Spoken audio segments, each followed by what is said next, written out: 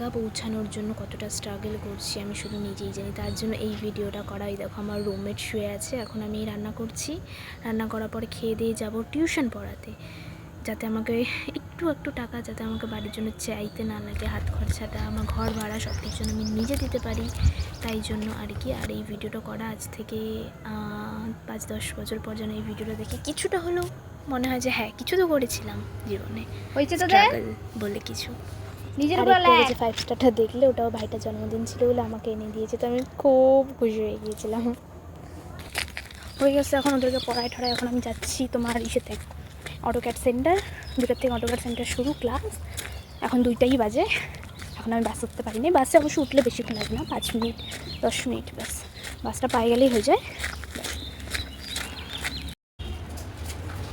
বললাম অটোক্যাড সেন্টারে, তারপরে কিছু ড্রয়িং এস্টিমেট করে প্র্যাকটিস করে নতুন কিছু শিখে চলে গেছি বাড়ি। আমি আর বেটি না